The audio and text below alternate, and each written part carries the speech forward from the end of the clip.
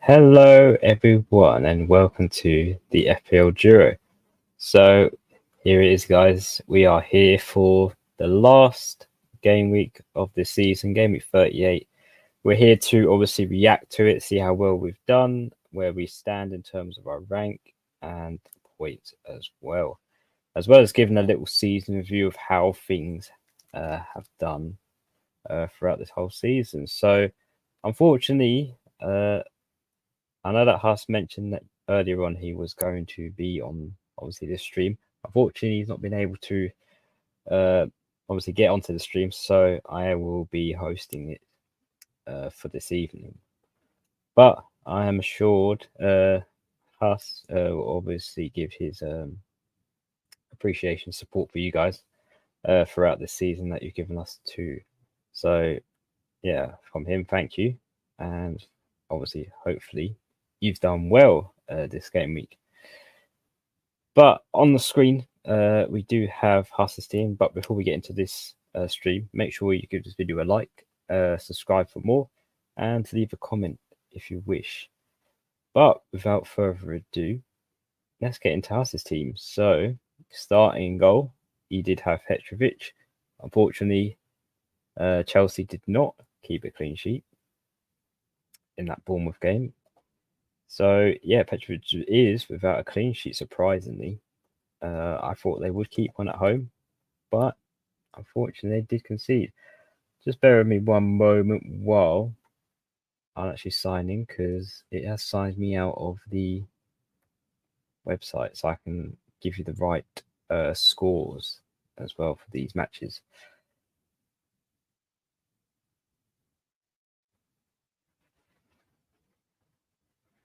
So yeah, here we go. So yeah, it did end up 2-1 in the end. So Bournemouth did manage to score.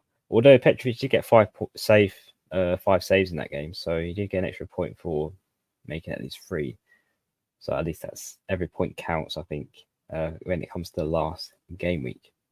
Moving on to the back 3, we've got Walker, who obviously ends up on 2 points. Now, if for those who did watch that game, that West Ham goal from Kudos was spectacular.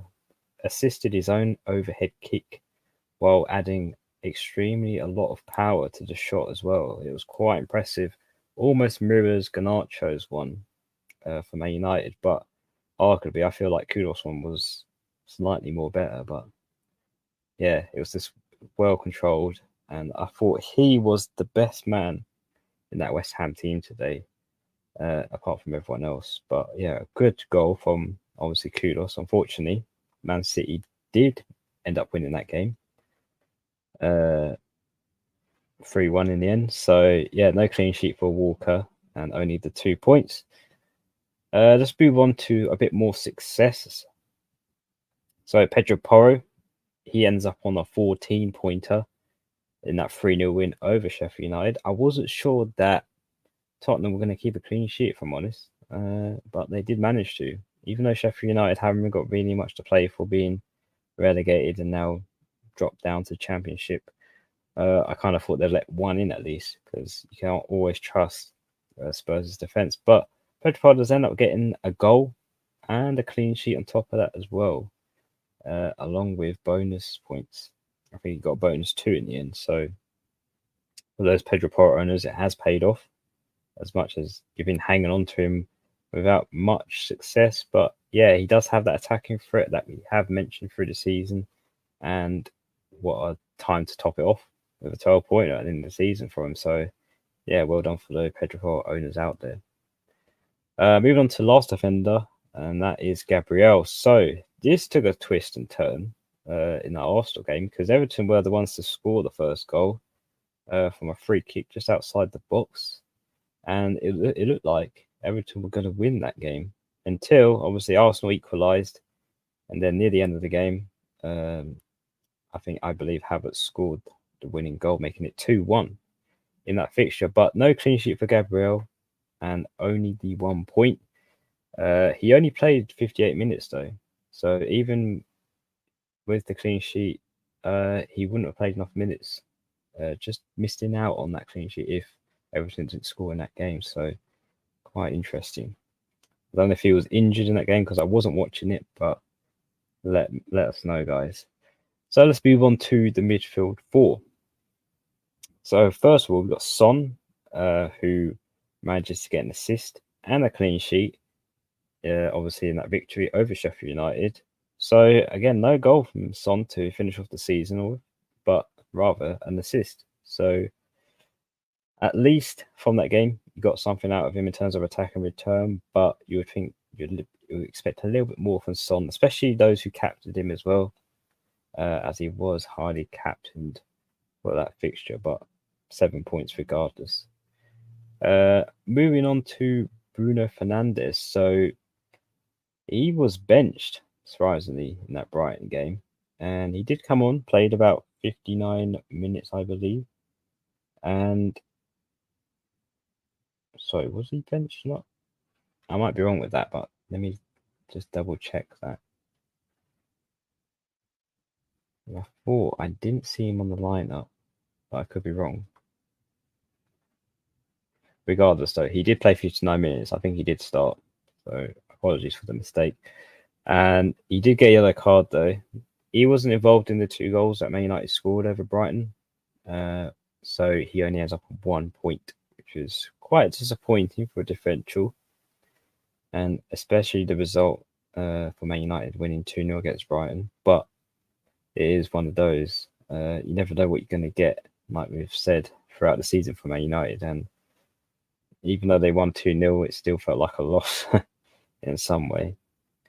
Moving on to the next player, that is Palmer. He finishes on 5 points. Only getting the assist again from that game against Bournemouth. Not part of the goals and that Chelsea scored. So, yeah, a low scoring one for Palmer, but still a return for him. And finally, moving on to the last midfielder who outperformed the rest of them was Foden, who managed to score 2 lovely goals for Man City. Could have had a hat-trick or even a 4th in that game, but does manage to obviously get his, I believe, he got bonus 3, so he ends up on 15 points. So a massive double haul for Foden owners out there, so well done. He did go massive and big. It was expected after we saw him predicted to start in that lineup for Man City. So yeah, and they go on to win, which meant obviously they won the Premier League title. So moving on to the front 3, we have first of all Nicholas Jackson, who does blank in that 2-1 win over Bournemouth. So he wasn't a part of the action. Again, he was kind of not really involved as much as a bit isolated up front. So he only ends up on 2 points. So no goal to finish the season off either. Moving on to Haaland now, who has captain this week. And yes, surprisingly, he blanked as well. Even though Man City scored 3 goals, he wasn't one of the goal scorers. He had so many chances, though, that I was surprised he didn't score, again, a hat-trick. He had really good chances, but somehow missed them all. Or either the goalkeeper saved them, or it was a missed kick from Haaland, which was quite surprising. But it's not the first time that Haaland's missed big chances like that in games. So, but I guess for the captainers, it was a bit of a letdown for the last game week. And finally, move on to the last player, and that is the Newcastle forward Isak, who finishes on a nice double haul again. And I believe he got 14 points, was rewarded with the bonus 2 on top of that 12. So, yeah, a lovely end to obviously Newcastle winning 4-2 over Brentford. And a goal from Isak and 2 assists. So, very much success to finish off the season. And hopefully, if that stands, I think Newcastle will be able to play Europa League if Man United don't win the FA Cup final against Man City. Otherwise, they will be dropped from it. But yeah, interesting result regardless. And that is pretty much the starting 11 that Huss is obviously done. So not too bad. In terms of the bench, I think it'd be quite surprised Onana kept a clean sheet. with his, I believe, was it 7 points? He did get a bonus 1, and he normally does get bonus points on armor if Man United usually keep a clean sheet. So, yeah, a lot of success from that. Gordon, obviously, he didn't play. He was ruled out, and it was confirmed. Burn, obviously, he conceded 2 goals and also got a yellow card, so he ends up on 0 points. And finally, Romero obviously gets a clean sheet over Sheffield United. So yeah, a lot of points, 12 points on that bench for us, but I think it wasn't expected Man United to keep a clean sheet or even Spurs in that sense. But overall, it has been a nice last game week for us. I mean, it is slightly a red arrow, but a very small red arrow because his safety was 1 point under where he was in terms of rank. So it's not that bad because his old rank was 48k. It still is, but it's like 600 places below that. So it's about 48,700k. There's not much of a movement in terms of rank. It is technically a red arrow regardless, though. But I think he'll be obviously satisfied where he's finished, considering where he was at the start of the season. He's had a massive climb up to the top 100k and even into the top 50k. So I feel like that in itself is a massive achievement to obviously finish the season off. But obviously, you wanted to reach top 10k, but there wasn't enough time and game weeks to do that. But nice finish overall, 68 game week points. And yeah, a very nice end to the season in terms of his squad. So that's Huss's team out the way. Let us move on to my team to show you how well I've done for this last game week. So starting to go, I did have Areola, who ends up on the 4 points. Now, I wasn't expecting a clean sheet from this game at all. I would have been very nice if it was, but it didn't last that long. Foden scored within a minute of that game, so Areola's clean sheet was wiped, although he did make 9 saves in that game, and one of them was literally fingertips. So I thought, considering even though West Ham lost 3-1, Areola let in 3 goals, I thought he played really well. And it's one of the best of the bad bunch in that West Ham squad. But on the other hand, he did concede 3, which meant a point was taken off of him. Although the 9 saves he made gave him 3 points, so he ends up on 4. So not too bad, to be honest. It could have been much worse of a result for him. Could have ended up on 0 points. But those save points for Areola always count. And I think even though he hasn't kept clean sheets this season, the save points have made up for it in a lot of game weeks. Moving on to the back 3. So first of all, we've got Reguilon. Ends up on 1 point. Obviously, he conceded. He conceded 4 goals against Newcastle, which meant he does finish.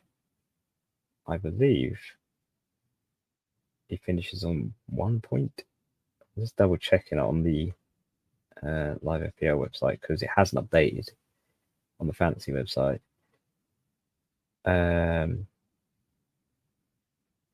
Quite yet because it's still updating, but let me just double check so I know that's correct of what points he did get.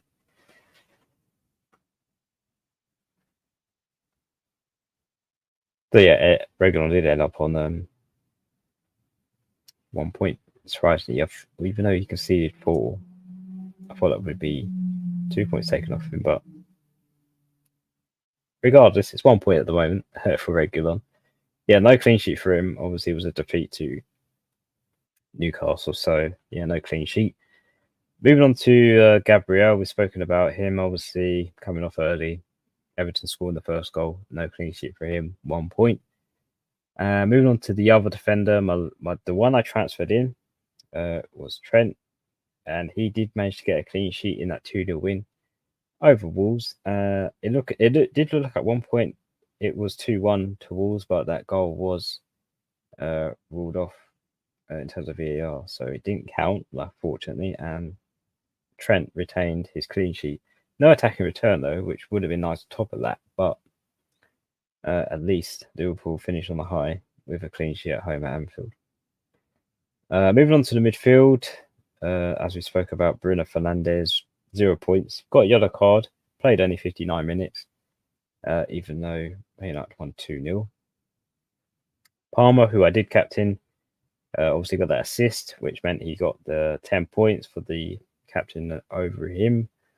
Not great. I was hoping for a little bit more, but I guess it's better than a blank from Palmer. Moving on, De Bruyne, again, he was heavily involved in that game. Had half chances here and there, but didn't manage to get on the shooting board. So yeah, a bit unfortunate, I think, on that one. And yeah, only 2 points for him despite the result. And finally, in the midfield, we've got Son, who we've spoken about as well. 6 points for him and assist, clean sheet to top off. No, pardon me, sorry. Moving on to the front three, so we've got Wilson, who did only play for 9 minutes. I was hoping he didn't come on for that game. And obviously, Doughty could have came on for him. But yeah, only 1 point for him for only playing 9 minutes, so not much from there. Isaac, on the other hand, that we talked about, got 2 assists and 1 goal, which gave him the 12 points. And finally, Højlund, who was the clutch for coming on, as he was benched in that game against Brighton. Played half an hour, but he did manage to score in that half an hour he had game time on, so he was awarded with, I believe, unless he got bonus points, which I'm just double checking. He did get bonus 2, so he ends up on 7 points in the end of that. So yeah, nice result from him. In terms of the bench, obviously Ederson has gone in play, so Doughty did score a goal. He did concede 4 against Fulham, and got a yellow card, but he still managed to get 5 points from the game. It would have been nice to have Doughty on the starting 11, but I did play, obviously, I did have Doughty there, but I transferred in Trent, which meant I had to bench one of the 3 defenders, and I weren't really going to bench very good on the Gabriel. Brad Frey, he obviously gets 1 point for conceding 2 against Arsenal. So I haven't really missed out on points on the bench apart from the Doughty's 5, so not too bad as a result. But I didn't manage to finish on a green arrow, as you might have expected. I did finish on a red. My old rank was 313k, and my final rank, a little bit off accuracy, but it's around 367k. So a little drop of 60k or so red arrow for me. So not the brightest end, obviously, for my team, and especially for Red Arrow, but there was a turnaround at a certain point in the season where it all went upside down for me. But that's just how it goes. The switch in fantasy football is huge and can happen anytime in the season. But yeah, 55 points for me for the last game week, so not too bad. Way under my safety rank though, so yeah, it could have been much better or worse. But yeah, overall, not so bad. So yeah, that's pretty much both our teams discussed in terms of points and rank. So yeah, I think we do now is a little season review to see how obviously we progress through the season. Obviously, I have to show mine because us is unable to show his. So yeah, we'll just go on for a little bit of the stream and talk about how it's all gone. So let me just switch over the overlay to the fantasy screen and let's have a look. So yeah, in terms of game week history, let's just go through how it all started and ended pretty much. So let's make sure you guys see that. I will just zoom in.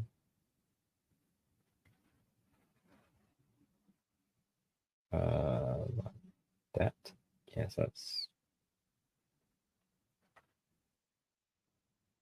good. Yeah, that's good. Perfect. So yeah, in terms of the chips of when I used them, obviously. So I used my first wildcard in game week 21. And that was the point where I had to use it, because if we just have a look, obviously beforehand, previously, well, it won't show it now because it's all changed because of the flags, but I was in a position that I had to use it. There was no other choice but to use it at that time, especially for the free hit as well in Blank Gameweek 29. Again, I was forced into using that just because of the amount of blank game weeks there were in terms of players. I had so many injuries as well, and it just looked like not a mess. So again, there's 2 chips there that didn't really want to use at those particular times of the season. And then obviously triple captain, who I put on Solanke, I believe, which again, that was unfortunate. He missed a penalty by slipping as he took it, and he had a goal ruled off in terms of handball or offside, I believe. So yeah, 2 unfortunate things happened there. And obviously the bench boost in Game 37, which we just had, wasn't that great either.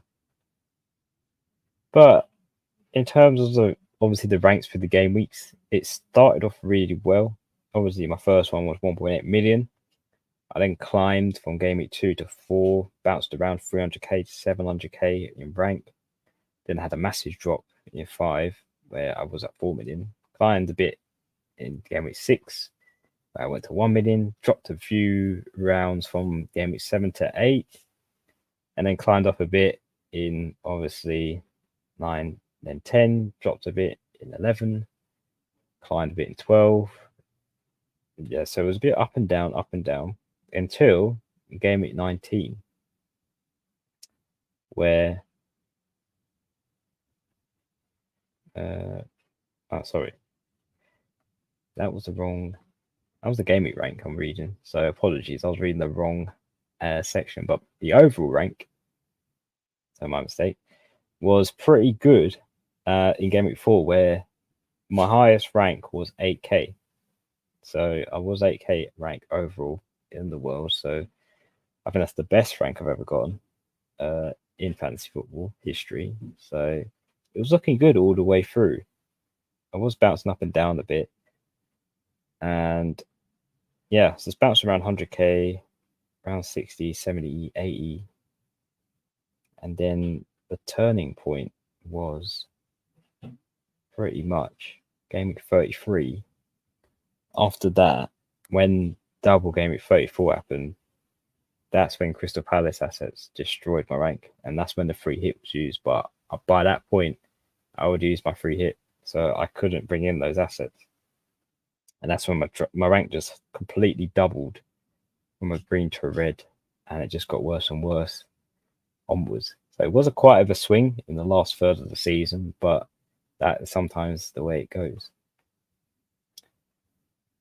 But before we obviously talk a little bit more, let me just answer a few of your comments in the chat. So we've got one from Fatality. Says, evening gents, overall rank 1,543 and top of FPL Duo League.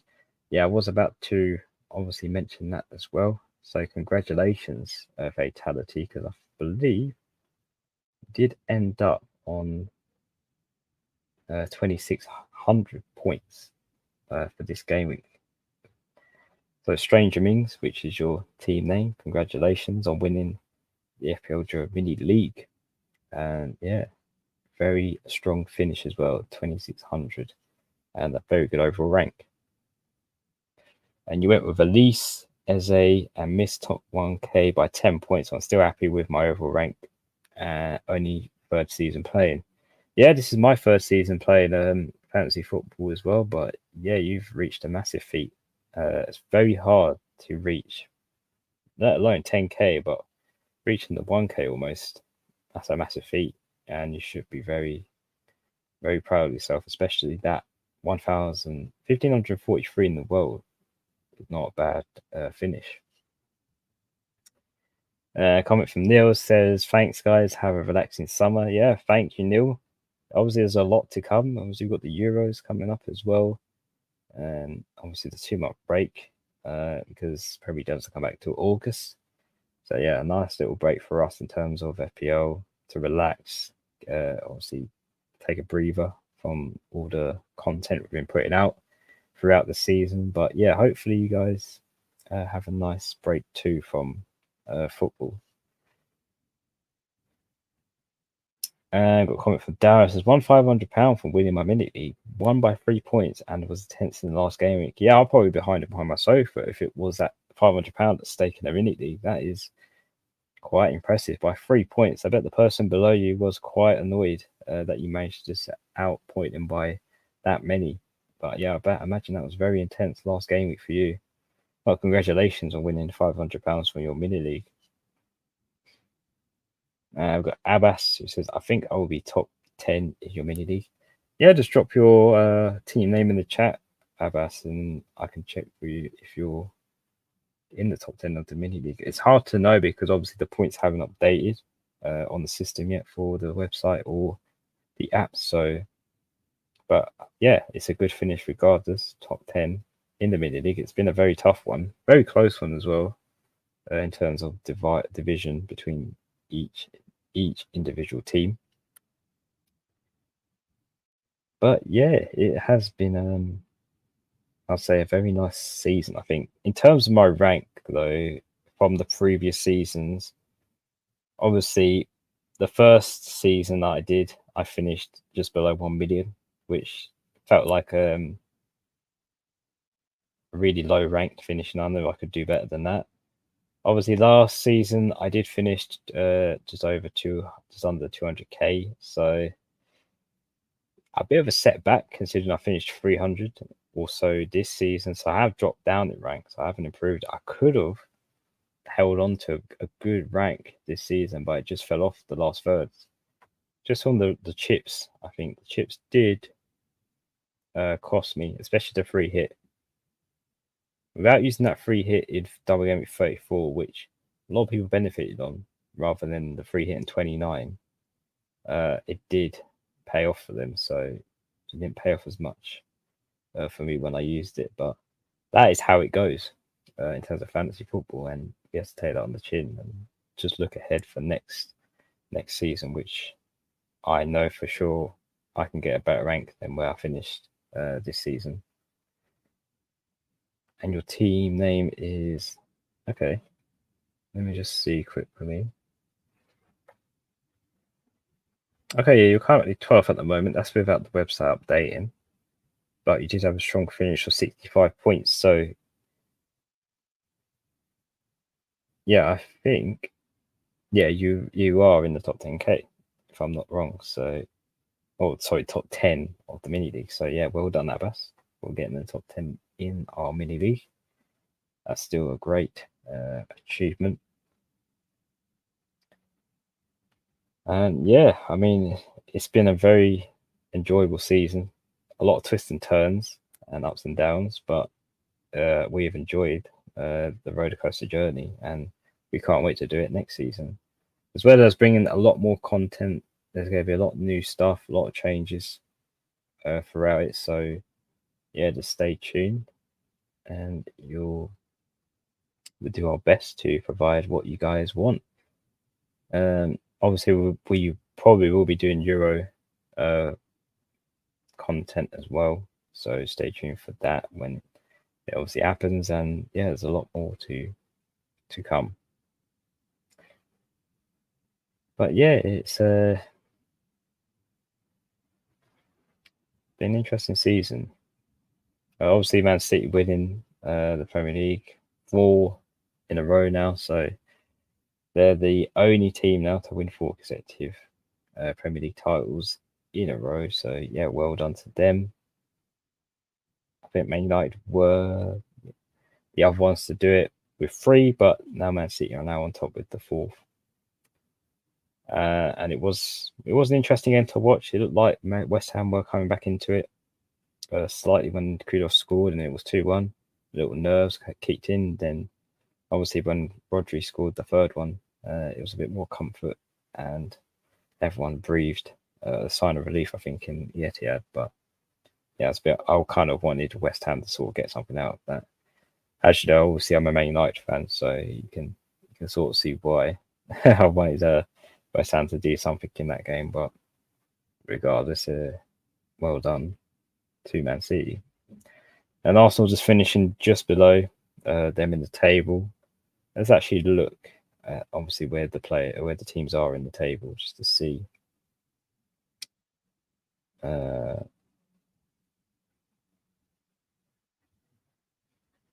See where everyone finished. So yeah, Man City at the top. Obviously, you got Arsenal finishing below them by 2 points difference. So at least Arsenal won their game to finish strong, close that gap in between them. So it doesn't look like it's a bad finish for them. They did the best they could, but Man City just about got through their game. And obviously Liverpool, nice finish in third place to seal obviously Klopp's legacy at Liverpool, finishing on a win as well. And yeah, emotional times for those Liverpool fans. Aston Villa, an impressive loss today against Crystal Palace, losing 5-0 to them. I mean, that's not a surprise because they are pretty much locked in for Championship qualification. So I didn't expect them to lose, just not by that much, and without even scoring in that game. But still, an impressive win for Crystal Palace. That's probably why you see Mateta obviously on the screen of the thumbnail because his hat trick and assist, I believe, during that game. Tottenham finishing in 5th, 66 points, 3 points behind Chelsea. They're pretty much safe there. Obviously, there's not very much else in terms of contention. I mean, Man United still got to play the FA Cup final, which could mean a place for them, which could rule out Newcastle getting obviously Conference League. But that's they're playing Man City, so that's not sure what's going to happen in that one. And obviously, if we look to the relegation teams, obviously the ones that were promoted this season have all been relegated now down to Championship. Luton Town, Burnley, and Sheffield United. Bit of a shame for Luton though, because they did put up a bit of fighting spirit through the season, so it's a bit of a shame to see them relegated. But I imagine they will be back to come back in the Premier League next time, as they do bounce up and down. But again, Nottingham Forest just about got through, even with their point reduction of 4 points, do manage to stay in just about in the Premier League. And obviously Brentford with their 8-point reduction still finished strong with 40 points as well. And obviously Brighton, Zerbi's last game as well with Brighton. He is set to leave the club. Unfortunately, they did lose 2-0 to Man United, but they still finished pretty much just below mid-table. So they could finish higher. I think they finished 8th last time. But with a new manager, that could spruce a new momentum for them, especially like Crystal Palace, finishing in 10th place. They went on a massive run of victories, 4 wins out of 5 with 1 draw. And yeah, they were pretty, since obviously their manager got sacked, they have transformed into another level of quality. But they do have the quality players that obviously for Crystal Palace, so it wasn't a surprise to see them score that many goals against Aston Villa, but have a great season like Mateta, Elise, and Eze having quite a stormer near the end of the season. But yeah, that is obviously the season wrapped up. Man City winning the Premier League 4th in a row. And that does put an end to obviously fantasy football for 2 months.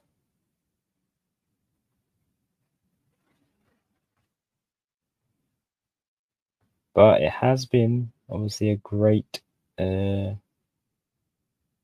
season of football. There's been some excitements, twists and turns here and there. But yeah, the final result isn't so bad. But yeah, I think in terms of obviously the stream, I I think I will wrap up there. Unfortunately, it would be a bit longer if Huss was available, but unfortunately, he hasn't been able to come to the stream. But hopefully, you have enjoyed our content throughout the season. And on behalf of us, as well as me, we want to thank you all for supporting us, watching our videos throughout these 38, obviously, game weeks that we've done, and all the content in between that as well. Hopefully, you'll keep watching our videos, keep subscribed, and keep the support up, because we always appreciate it, because we can't do it without you guys. And Abbas says, great job, guys. Keep the content coming. So thank you, Abbas. It's really appreciated. But yeah, I think we will end the stream there. But rest assured, guys, this isn't the final, obviously, video. We will be putting out more content in between the seasons. So make sure you have those notifications turned on, bell notifications, so that you are notified to when we next stream. But until then, guys, thank you for watching. Take care, and we hope to see you very soon in the next video.